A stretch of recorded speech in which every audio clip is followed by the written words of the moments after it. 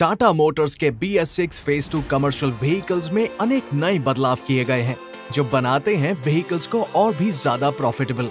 ऐसा ही एक बदलाव है इंजन ऑयल ग्रेड का। अब टाटा मोटर्स के इंटरमीडिएट, लाइट और मीडियम कमर्शियल व्हीकल्स का इंजन ऑयल ग्रेड बदलकर SAE 5W30 कर दिया गया है। SAE 5W30 एक लो विस्कस इंजन ऑयल है जो अनेक फायदे देता है, जैसे कि कोल्ड टेम्परेचर में बेटर परफॉर्मेंस, बेहतर फ्यूल एफिशिएंसी, बेहतर इंजन प्रोटेक्शन।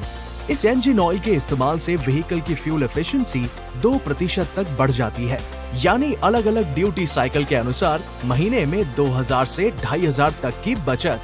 मतलब हाई फ्यूल सेविंग्स और बेहतर ऑपरेटिंग कॉस्ट्स दे आपको हर महीने अधिक प्रॉफिट। टाटा मोटर्स की BS6 फेज 2 कमर्शियल व्हीकल्स के साथ अब बिजनेस होगा और भी प्रॉफिटेबल। टाटा ट्रक्स, देश के ट्रक्स।